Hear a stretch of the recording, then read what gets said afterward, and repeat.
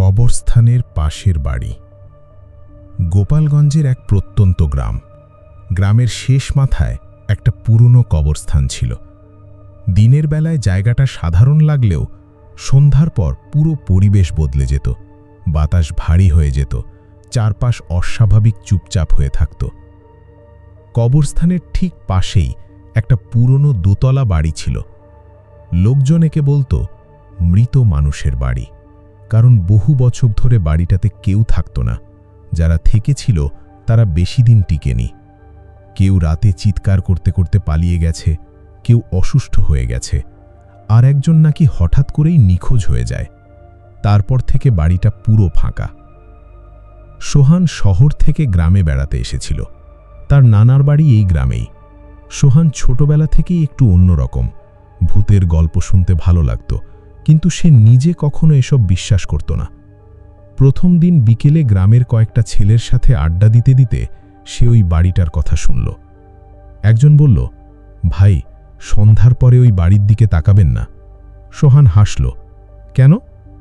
আরেকজন নিচু গলায় বলল, দোতলার জানালায় মানুষ দাঁড়ায়। মানুষই তো দাঁড়াবে। ছেলেটা মাথা নাড়ল।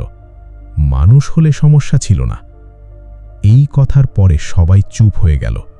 সোহানের কৌতূহল বাড়তে লাগল। সে জিজ্ঞেস করল, আসলে কি হয়েছে ওই বাড়িতে? একজন বৃদ্ধ, যিনি পাশে বসে বিড়ি খাচ্ছিলেন, ধীরে ধীরে বললেন, অনেক বছর আগে ওই বাড়িতে রাশেদ সাহেব নামে এক লোক থাকত। খুব ধনী মানুষ ছিল। স্ত্রী আর এক মেয়েকে নিয়ে সুখে সংসার করত। কিন্তু এক রাতে হঠাৎ তার ছোট মেয়েটা নিখোঁজ হয়ে যায়। সোহান মন দিয়ে শুনছে। বৃদ্ধ আবার বললেন, সারা গ্রাম খোঁজা হয়, কোথাও পাওয়া যায় না। 3 দিন পরে মেয়েটার লাশ কবরস্থানের পাশে পাওয়া যায়। চারপাশের বাতাস যেন ঠান্ডা হয়ে গেল। তারপর? বৃদ্ধ লোকটা বিড়িতে টান দিয়ে বললেন, তারপর থেকে ওই বাড়িতে অদ্ভুত ঘটনা শুরু হয়।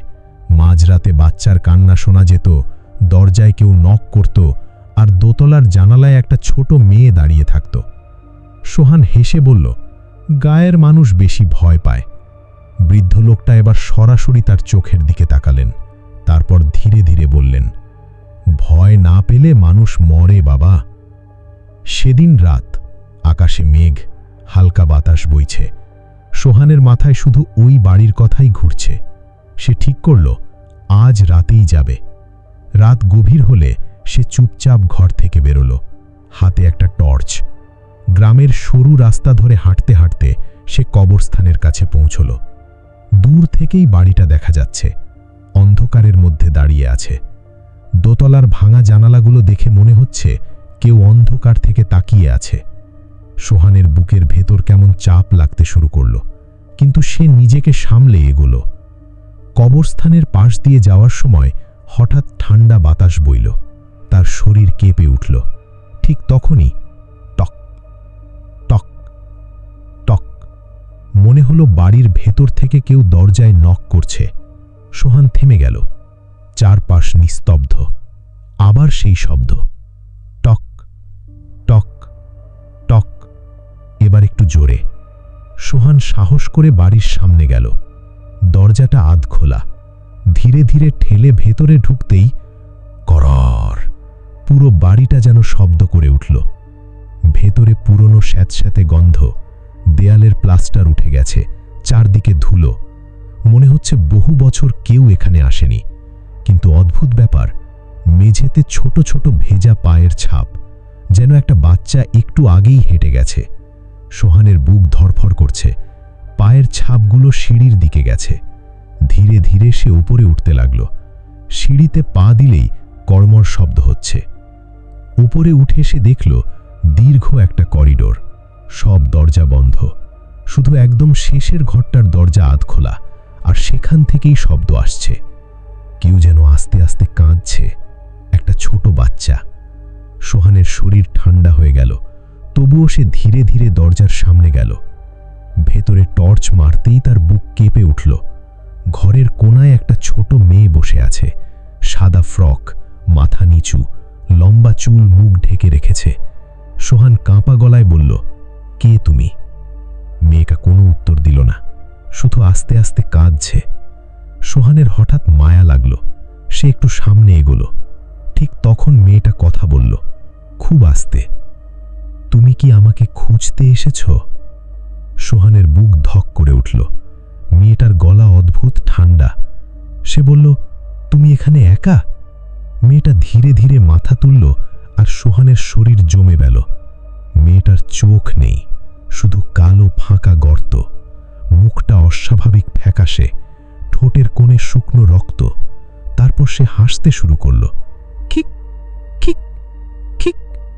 হঠাৎ ঘরের দরজা ধাম করে বন্ধ হয়ে গেল। চারপাশ অন্ধকার, টর্চ নিভে গেছে। সোহান দরজা খুলতে গেল, খুলছে না। ঠিক তখনই তার কানের কাছে ফিসফিস শব্দ, তুমি এখন এখানেই থাকবে।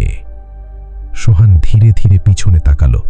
মেয়েটা এখন ঠিক তার পিছনে দাঁড়িয়ে, মুখে সেই ভয়ঙ্কর হাসি। তারপর বরফ ঠান্ডা একটা হাত সোহানের গলা চেপে ধরল। সে শ্বাস নিতে পারছে না। ঘরের ভেতর হঠাৎ শত শত মানুষের কান্নার শব্দ শুরু হলো। চারপাশ থেকে ফিসফিস আওয়াজ, থেকে যাও, থেকে যাও, থেকে যাও। ঠিক তখন দূরের মসজিদ থেকে ফজরের আজান ভেসে এলো। আল্লাহু আকবার। সঙ্গে সঙ্গে মেয়েটা বিকট চিৎকার দিল। ঘরের জানালাগুলো একসাথে কেঁপে উঠল। তারপর মুহূর্তের মধ্যে সব অন্ধকার হয়ে গেল। পরদিন সকালে গ্রামের মানুষ কবরস্থানের পাশে সোহানকে অজ্ঞান অবস্থায় পেল। তার গলায় ছোট ছোট আঙুলের দাগ। জ্ঞান ফেরার পরে সে শুধু একটা কথাই বলেছিল, ও এখনো বাড়িটায় আছে। তারপর থেকে সোহান আর কখনো রাতে একা বেরোয় না।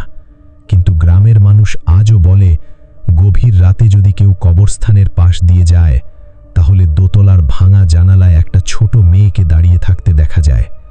আর সে আস্তে আস্তে বলে, তুমি কি আমাকে খুঁজতে এসেছো?